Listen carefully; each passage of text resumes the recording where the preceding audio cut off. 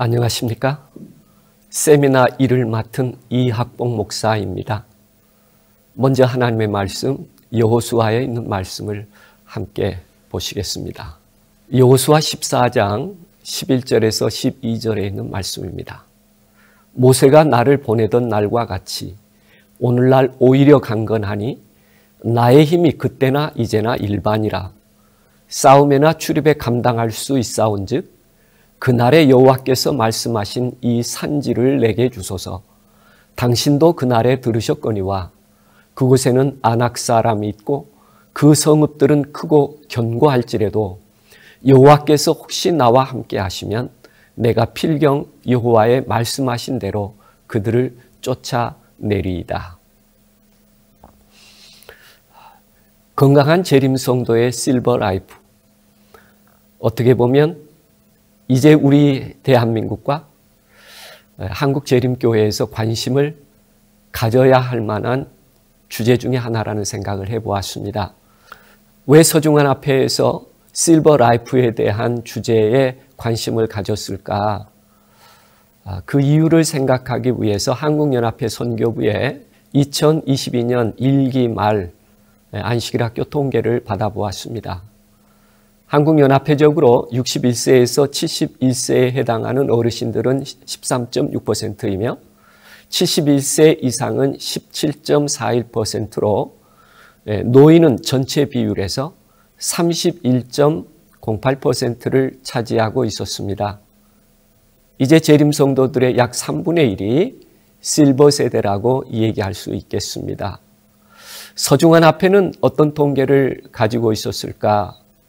61세에서 70세는 27.30%요. 71세 이상은 26.48%로서 전체 노인 비율이 26.84%였습니다. 동중한 앞회보다 서중한 앞회가 실버 세대가 훨씬 더 많다는 것을 확인하게 되면서 2022년 서중한 앞회 장막회에 실버 라이프에 대하여 다시 한번 정리할 수 있는 기회를 갖게 된다는 것은 아주 시적절한 판단이요, 꼭 필요한 내용이라고 생각되었습니다. 오늘은 특별히 제1강을 시작하면서 품위 있게 나이 들기라는 주제를 함께 생각해 보려고 합니다. 국제노인학회에서는 노인에 대한 정의를 노화 과정에서 나타나는 생리적, 심리적, 환경적 변화와 행동의 변화가 상호작용하는 복합 형태의 과정에 있는 사람을 일컫는다라고 정의했습니다. 한국에서는 법적인 정의로서 노인복지법에서는 65세 이상인 자를 노인이라고 정의하고 있습니다.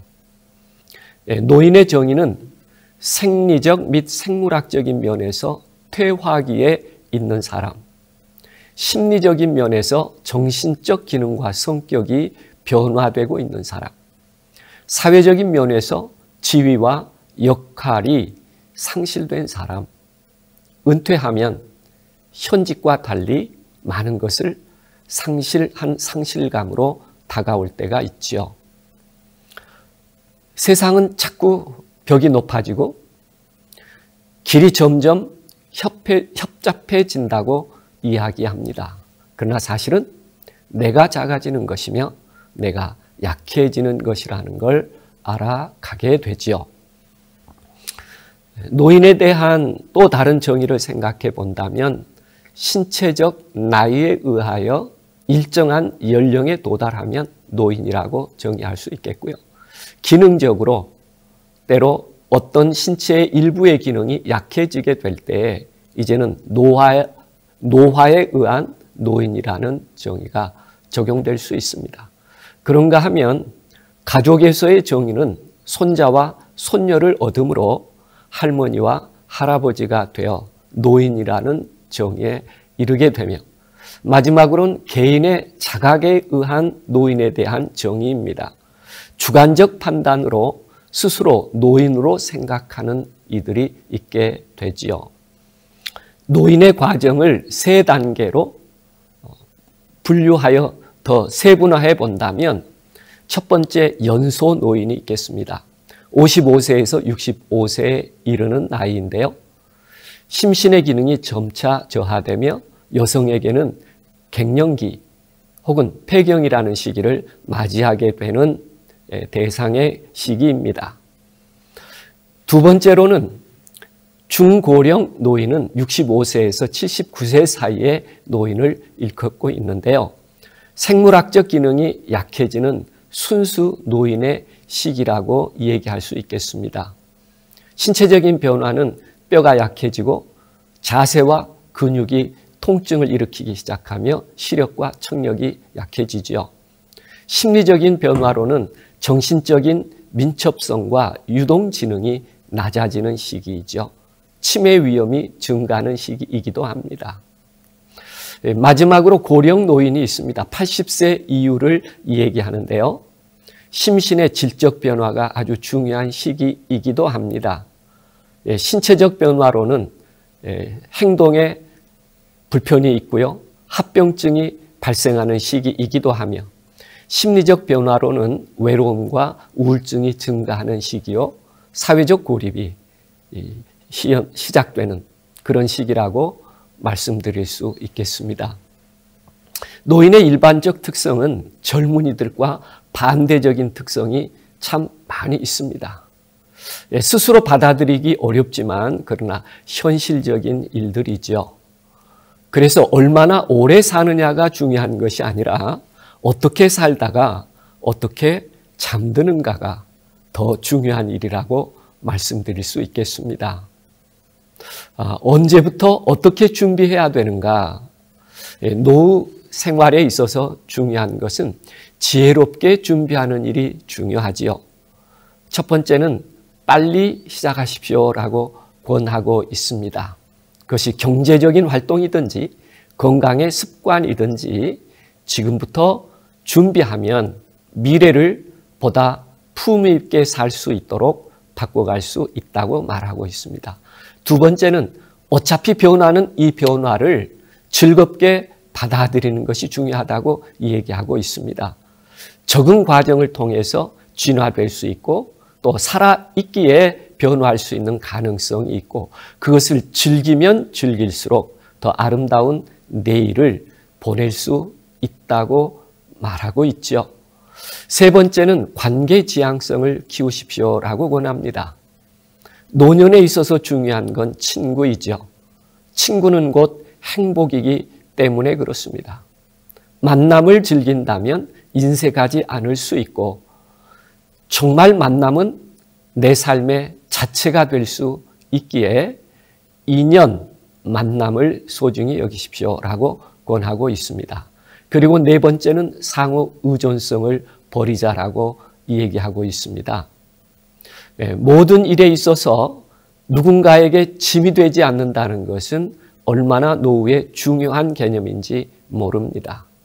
그래서 스스로 독립적인 노후를 보낼 수 있는 마음과 준비가 필요하다고 얘기하고 있죠.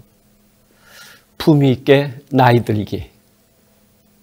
어떻게 하면 품위 있게 나이 들어갈 수 있을까요? 품위 있게 나이 들기라고 하는 표현 가운데는 지금보다 세월이 지나 노후의 삶이 진행되는 동안에도 지금보다 더 아름답게 살기를 원하는 희망의 말일 것입니다. 우리가 성경을 살펴보면 성경에 많은 훌륭한 인물들 가운데 초기에는 그들의 삶이 정말 신실하고 아름다웠으나 나이 들어 후말쯤에 정말 실망스러운 일로 삶의 부분이 기록된 사람들이 많이 있습니다. 첫 번째 노아의 기록이 그렇죠.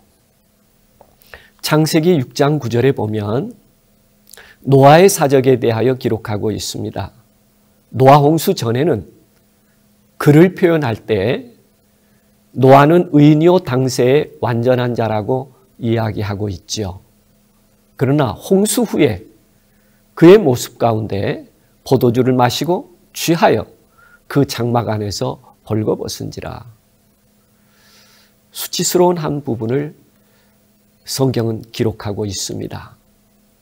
아브라함의 초기의 기록은 어떨까요? 아브라함이 하나님을 믿음에 여호와께서 이를 그의 의로 여기셨다고 기록하고 있습니다. 하나님의 선한 인도와 보호하심을 믿었지요. 그런데 그의 후말의 생애는 어땠습니까? 젊은 날 애굽에서의 실수를 그랄 왕 아비멜렉 앞에서 다시 한번 아내를 누이라고 속이는, 왜 이런 기록을 후말에 남겼을까? 참 의아하기도 합니다. 그런가 하면 다윗은 어떻습니까? 여호와의 마음에 합한 사람이었다고 그 젊은 날의 용기와 믿음을 성경은 많이 기록하고 있으나 그의 후말에 노후에 몸이 차가워지자 동료를 구하여 함께 머무는 기록이 조금은 아쉽게 남습니다. 솔로몬은 어땠을까요? 솔로몬은 일천 번제를 드리며 하나님께서 기뻐서 뭔가를 주시려고 할 때 그는 부나 재물이나 존영이나 원수의 생명을 구하지 않고 백성을 지혜스럽게 다스릴 수 있도록 해달라는 지혜를 구합니다. 하나님이 감동이 되었어요. 그래서 이런 마음이 내게 있어라고 하는 감동의 표현으로 기록해 주고 있죠. 정말 지혜로웠습니다. 그러나 솔로몬의 후말에 하나님께서 모으거나 관심을 갖지 않도록 하신 내용이 있었습니다. 금한 내용이죠. 말을 모으지 말라고 그랬습니다. 많은 아내를 두지 말라고 그랬습니다. 그런가 하면 은금을 모으지 말라고 했습니다만 솔로몬은 후말에 애굽에서부터 많은 말을 수입해 옵니다. 많은 아내들을 거느리게 됩니다. 그리고 금으로 방패를 만들어서 창고에 재어 놓습니다. 나이가 들면서 하나님의 말씀을 점점 떠나 자기의 힘을 키우는 사람으로 존재하고 있죠. 그래서 우리도 기도합니다. 정말 품위 있게 늙게 해달라고요. 나이가 들어갈수록 더 하나님께 가까이 올바른 사람으로 서게 해달라고. 혹 여러분도 그런 기도를 드리시지 않는가요? 세월이 지나며 나에게 더 중요한 일이 무엇이겠습니까? 더 뭔가를 모아야 될까요? 더 많은 힘을 가져야 될까요? 아닙니다. 세월이 지날수록 하나님 보시기에 더 기쁨이 되는 진정한 영적 품위가 있는 그런 그리스도인으로 생애하는 것이 어쩌면 오늘 이렇게 말씀을 나누는 모든 실버 세대의 바람이요 기도일 것이라는 생각을 해보게 됩니다. 성경의 모든 사람이 후말에 다 이처럼 약간의 부끄러움을 안고 마치지는 않았습니다. 갈렙이라고 하는 사람 기억하실 거예요. 바란 광야 가데스에서 12 정탐꾼을 미리 보냈습니다. 그 땅이 어떤 땅인지 알아보기 위해서요. 그래서 좋은지 나쁜지, 강한 자가 많은지 적은지, 혹은 비옥한지 메마른지 알아보기를 원했어요. 10 정탐꾼의 보고는 그들의 기백을 위축시켰습니다. 그들은 사람이 살지 못할 곳이라는 소문을 퍼뜨리기 시작했으며 우리가 정탐하고 온 땅에 들어가서 살려다가는 도리어 잡혀 먹힐 것이라고 얘기합니다. 거기에는 키가 장대 같은 사람들이 있더라라고 기록하고 있죠. 그러나 두 정탐꾼은 생각이 달랐습니다. 그 땅은 아름다운 땅이라고 얘기합니다. 과연 젖과 꿀이 흐르는 땅이라고 얘기하는데 그 백성이 클지라도 우리가 두려워하지 말자고 얘기합니다. 하나님이 우리와 함께 하시면 그들은 우리의 먹이라는 자신감을 가지고 얘기하고 있죠. 갈렙의 정탐할 때의 나이가 40이었는데 다시 한번 그 땅을 달라고 할 때는 85세입니다. 이제 세월이 많이 지났죠. 그러나 여전히 갈렙은 하나님께 진정한 마음으로 구하고 있습니다. 이 산지를 내게 주십시오. 내가 이렇게 나이 늙어가지만 아직도 나는 하나님을 위해서 마무리해야 될 일이 있습니다. 그게 제 삶이 되게 해 주십시오. 라는 기도를 드리게 됩니다. 여호수아 14장에 우리가 본문으로 읽었던 말씀입니다. 그날에 여호와께서 말씀하신 이 산지를 내게 주소서. 그날에 여호와께서 말씀하신 이 산지, 하나님께서 혹시 나와 함께 하시면 내가 필경 여호와의 말씀하신 대로 그들을 쫓아낼 수 있을 것이라고 자신 있는 고백을 하나님께 드리게 됩니다. 그는 충성된 마무리를 하기를 원했어요. 왜냐하면 하나님께서 약속하신 것을 내가 이루지 않는다면 그것이 내 인생 후말에 부끄러운 일이 아니겠는가. 그리고 모세가 그 땅을 승인해 주었으니 이제는 내가 마지막으로 그 땅을 기업으로 후손들에게 물려줘야 되지 않겠는가. 온전히 따랐던 그 삶의 결과를 산지를 얻음으로 확인하고 싶었던 것입니다. 그렇습니다. 나이가 들면요, 자꾸 마음 가운데 약해지니까 되겠어? 때로는 왜 안 돼? 라는 생각을 갖지만 대부분 오르지 못할 나무 쳐다보지 말라고 했잖아. 이제는 안 될 거야. 나이가 들면 자꾸 약해집니다. 그것을 자신의 생각으로 강하게 말하면 고집 부린다고 이야기하죠. 그러나 어떤 사람은 문제가 막힐 때라도 그 문제를 유심히 바라보며 해결의 지혜를 얻어내는 사람들도 많이 있습니다. 85세, 무엇을 할 수 있을까라고 생각할 수 있는 그 나이임에도 불구하고 갈렙은 희망의 근거를 하나님께 둡니다. 여호와께서 말씀하신 대로 나를 생존케 하셨다면 내가 85세임에도 불구하고 내가 그 일을 해낼 수 있다고 고백하고 있죠. 청춘이란 여훈 씨는 이런 정의를 했습니다. 청춘, 젊음을 유지한다는 것은 이마와 눈가에 생긴 잔주름을 펴는 것이 아니라 적당히 타협하고 슬며시 포기하다 잊어버린 젊은 날의 꿈을 다시 펴는 것이다. 살다 보면 나이 들어 꿈을 잊어버릴 수 있어요. 그러나 내 마음이 아직도 청춘이라면 그 젊은 날의 꿈을 다시 펴서 이루겠다고 하는 마음을 갖는 그 자체가 청춘이라고 얘기하고 있습니다. 혹시 여러분 어떤 일에 도전했다가 950번 실패하면 이런 사람이 있을까요? 없을까요? 어떤 동일한 일을 시작을 했는데 950번 실패합니다. 혹시 이런 사람 보면 옆에서 뭐라고 제안해 보고 싶습니까? 계속하라고 해야 할까요? 그 정도 했으면 그만두라고 이야기해야 할까요? 한 분은 960번째 그가 도전했던 일을 이루어낸 사람의 이야기가 있습니다. 차사순이라는 할머니 희망도전 말입니다. 한번 영상을 보겠습니다.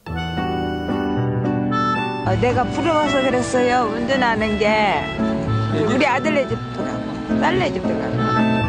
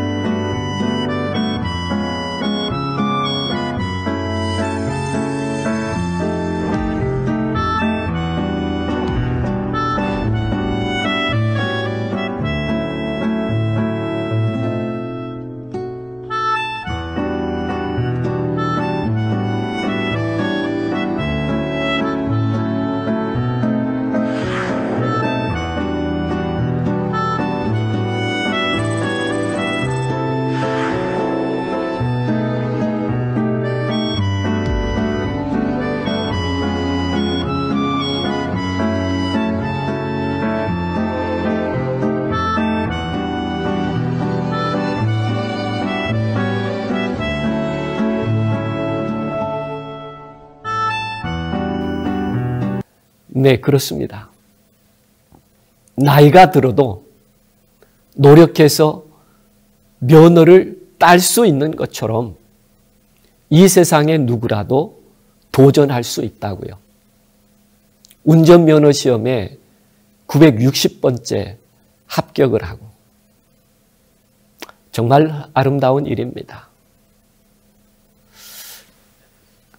961번째 도전은 무엇이었을까요? 물론 접촉사고였습니다. 그럼에도 불구하고 그는 고령에 운전할 수 있다고 하는 것이 얼마나 행복했다고 하는지 잘 말해주고 있습니다. 당신은 나이만큼 늙은 것이 아니라 당신의 생각만큼 늙는 것이다. 우리가 한 번쯤 생각해 볼 만한 이야기입니다. 노후에 자꾸 약해졌다면, 나이 들어가며 슬그머니 포기한 일들이 있다면 다시 한번 하나님 안에서 그 역사를 위한 새로운 시작을 할 수는 없을까요? 물론 사람마다 상황은 다 다를 수 있습니다. 그러나 여기 1865년 남북전쟁 당시에 흑인들이 해방됐음에도 불구하고 사회적인 편견은 쉽지 않았습니다. 조지 도슨이라는 분은 그가 어린 시절에 10살 정도의 형이 백인에게 오해로 인하여 살해되는 것을 보면서 백인에 대한 극도의 경계와 저항이 있었습니다. 결코 평생 백인과는 아무것도 하지 않을 것이라고. 동생이 아래로 10명이 있었습니다. 그는 마주로서 학업을 이룰 수가 없었어요. 아버지도 가난했기에 아이들을 키우는 일이 더 중요했습니다.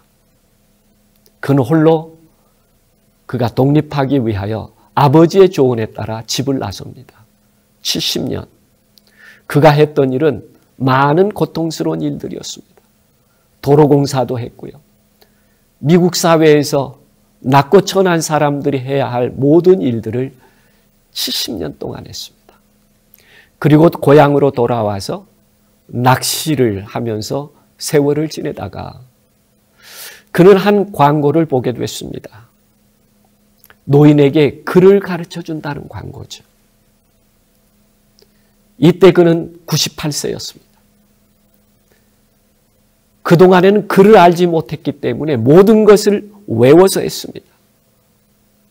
98세. 살면 얼마나 산다고 지금 가서 알파벳을 배우겠느냐고요. 그러나 그는 기뻤습니다. 가르쳐주는 것이 있다는 걸 알게 됐죠. 그는 98세에 알파벳을 깨닫고 글을 읽기 시작합니다.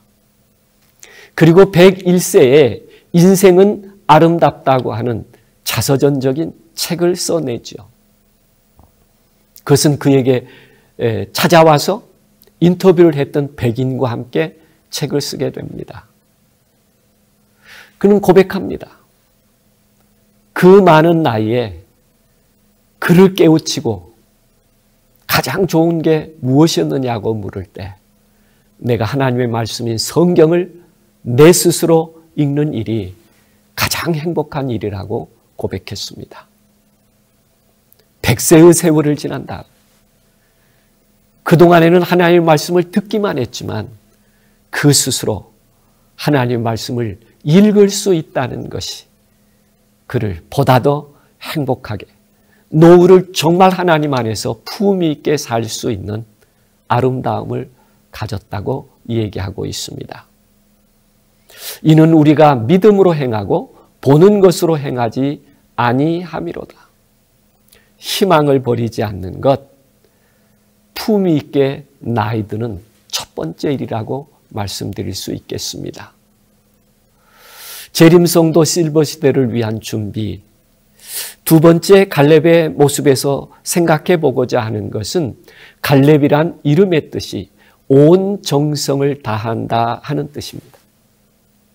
여호수아 14장에 보면 내가 성실한 마음으로 그에게 보고하였고 그의 이름처럼 그가 하는 모든 일은 성실함으로 채웠다는 것입니다. 노후 생활에 있어서도 어쩌면 갈렙은 그의 이름처럼 성실한 정성을 끝까지 견지했을 것입니다. 성실이란 단어의 의미는 어느 분은 이렇게 풀이했습니다. 남이 실망하지 않도록 기대대로 해내는 것이라고요. 그렇습니다. 갈렙은 이렇게 말합니다. 모세가 나를 보내던 그날과 같이 오늘도 여전히 강하니 내 힘이 그때나 지금이나 같아서 싸움이나 출입에 감당할 수 있으니. 실제 같았을까요? 같았을 수도 있습니다. 그러나 어쩌면 40대와 85세는 분명한 차이가 있었을 것입니다. 그럼에도 그는 같다고 말하는 것은 그 마음의 용기를 표현하고 있는 것입니다.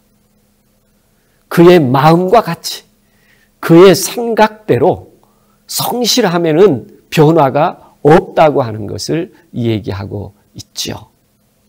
여호수아 14장의 기록에 의하면 그곳 사람들은 정말 크고 그 큰 아낙 사람이 있고 그 성읍들은 크고 견고할지라도 이런 장애와 할 수 없는 장벽들이 있을지라도 여호와께서 나와 함께 하시면 내가 여호와의 말씀하신 대로 그 일을 이룰 수 있다고 그 마음의 용기와 성실함에는 변함이 없다는 것을 이야기하고 있습니다. 그렇습니다. 평온한 바다에는 유능한 뱃사람이 나올 수 없지요. 위기가 없으면 명장도 없는 것입니다. 그런가 하면 정원을 갖고 싶다면 허리를 굽혀 땅을 파야 하는 것처럼 우리의 노년의 삶에도 마음먹은 일은 내가 스스로 해낼 수 있다고 하는 마음의 용기와 그 성실함을 견지할 필요가 있습니다. 프랑스의 거장 미켈란젤로는 바티칸에 있는 시스티나 성당 천정벽화를 그릴 때에 1508년에서 시작하여 1512년까지 4년의 기간을 쏟아 완성합니다. 그는 천정을 보며 천정벽화를 그렸기에 그의 고개는 앞으로 가누기 어려울 만큼 그렇게 신체적인 장애가 있었음에도 불구하고 그 벽화를 완성할 때까지 매번 성실함으로 그의 최선의 작품을 만들었다고 하는 것입니다. 86세에 시작하여 90세에 완성한 것이죠. 나이 들면서 품이 있다고 하는 것은 어떤 의미일까? 정말 할 수 없는 그 일을 나이 듦에도 불구하고 온 마음을 다하여 성실하게 해낼 때 누군가 그 모습을 보면 자연스럽게 공경하는 마음이 일어나게 됩니다. 그게 품이 있는 삶이 아닐까요? 노후는 남이 실망하지 않도록 기대대로 성실하게 살아내는 것이라고 말씀드릴 수 있겠습니다. 그렇습니다. 대강이 아니요 성실함으로 온 마음을 다하여 그 마음의 용기를 잊지 않는다면 노후가 더 아름답지 않겠습니까? 그렇습니다. 재림성도의 실버 시대를 위한 준비, 우리 마음 가운데 진정한 용기를 잃어버리지 않고 내가 젊은 날 해야 됐던 그 일을 끝까지 마감해 볼 수 있는, 다시 시작해보는 그런 노후가 있다면 얼마나 아름다울까요? 마지막으로 세 번째, 갈렙은 내 하나님 여호와께 충성되이 그 일을 행하겠다고 고백하고 있습니다. 그의 삶에는 충성이란 말이 반복적으로 나오고 있습니다. 내 하나님 여호와께 충성하였으므로 내 하나님 여호와께 충성하였은즉. 무엇을 의미할까요? 노후가 품이 있으려면 하나님 안에서 어떤 삶을 생애할 때 정말 품이 있다고 말씀드릴 수 있느냐 하면요, 삶의 주체를 바꿀 때 그 일이 정말 가능해진다는 것을 우리들에게 갈렙의 생애를 통해서 말해주고 있습니다.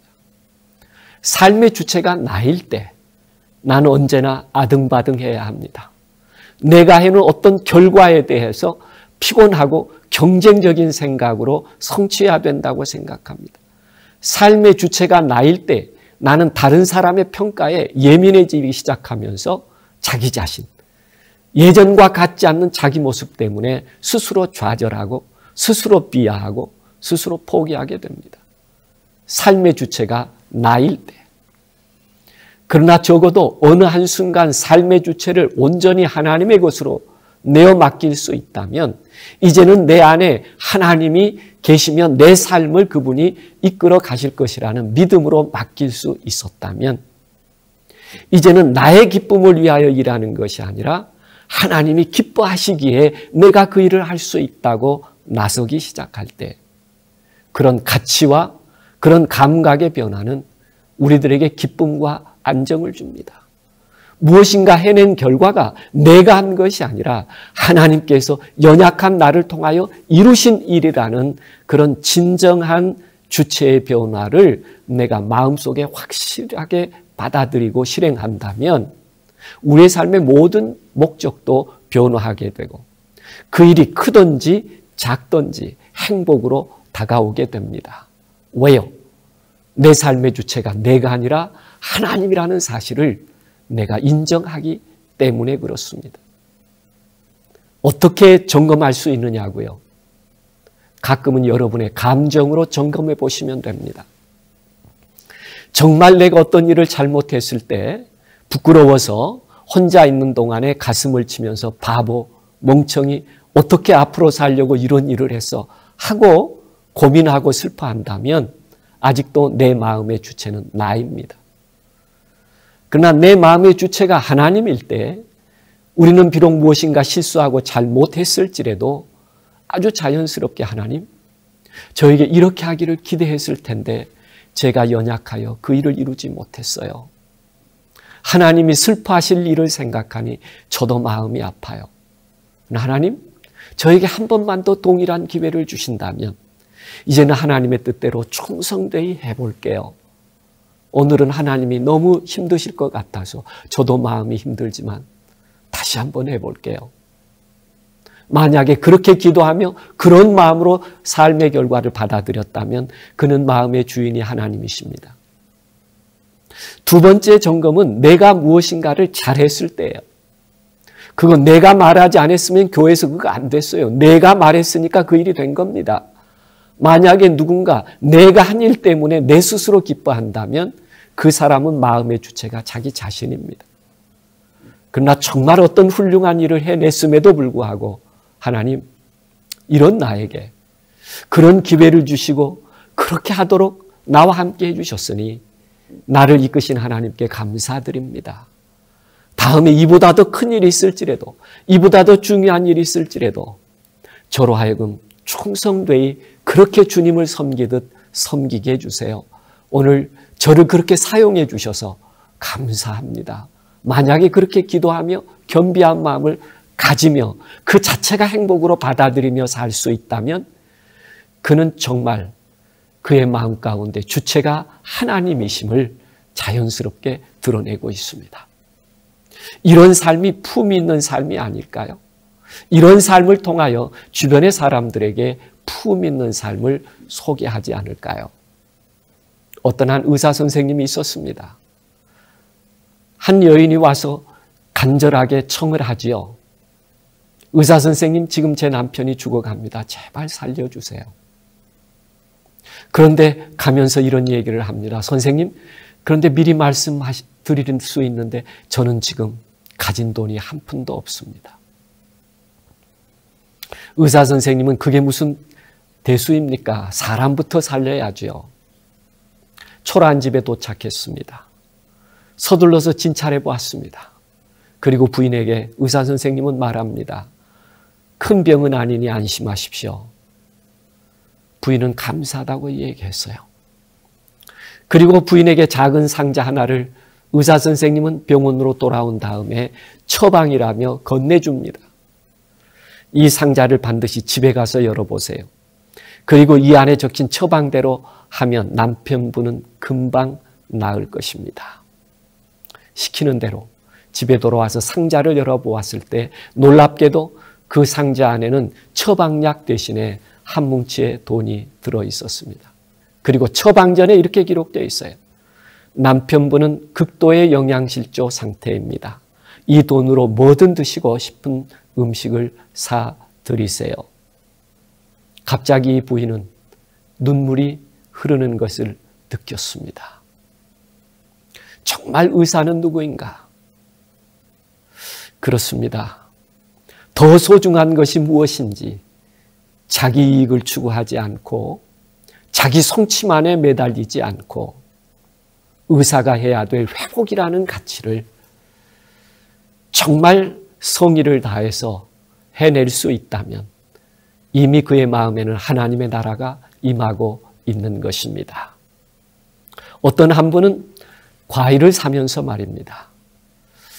어쩌면 더 좋은 과일을 고르기 위해 손을 과일을 더듬으며 확인할 텐데 이분은 그렇게 하지 않았습니다.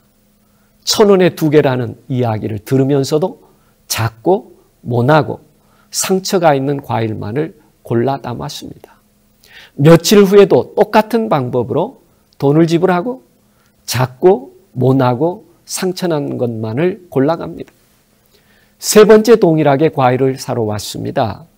주인이 얘기하죠. 손님, 이왕이면 좋은 것으로 좀 고르시지요.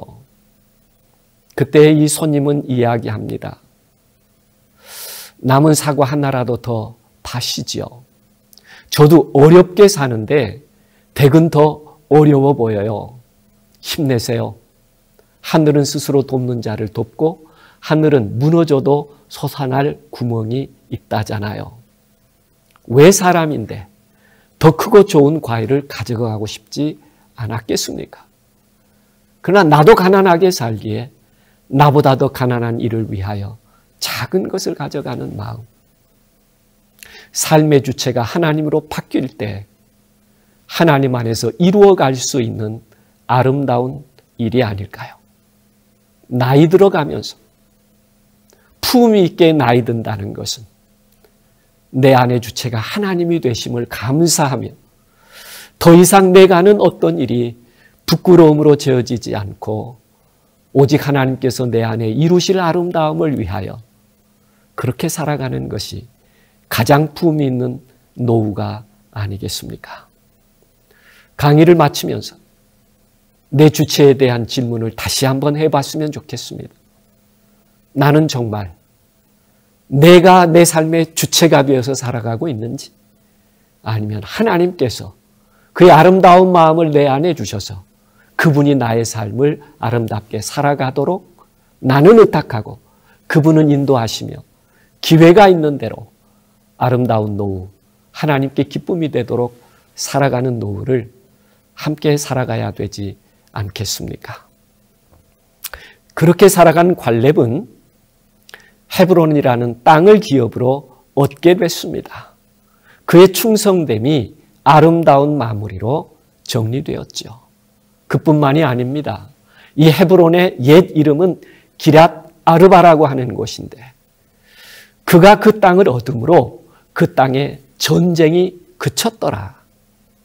평화로움을 온 마을에 이룰 수 있는 축복을 얻었다고 얘기합니다. 그런가 하면 헤브론 곧 기랏 아르바라고 하는 곳은 갈렙이 얻은 그 땅은 아브라함이 사라가 잠들 때 그곳에 쉬게 한 곳이며 아브라함도 이삭도 야곱도 그곳에 함께 마음의 고향처럼 쉼을 누리는 땅이 되었습니다. 그뿐만일까요? 아닙니다.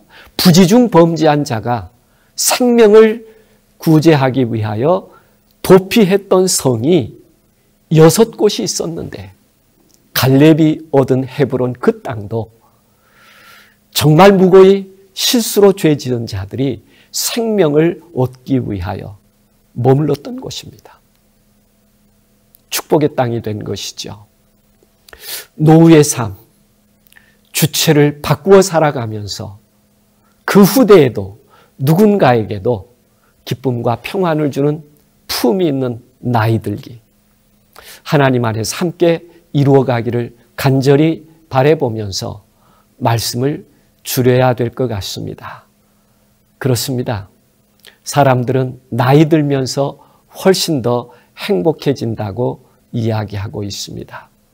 노아란 죽기 직전까지 정서적으로 또 사회적으로 계속 성장해 가는 것이라고 말하고 있습니다. 서중원 앞에 실버 세대들이시여, 이와 같은 아름다움을 하나님과 함께 하면서 실현해 가는 여러분, 그리고 아름다운 성도들 되기를 간절히 바라면서 말씀을 줄이겠습니다. 감사합니다.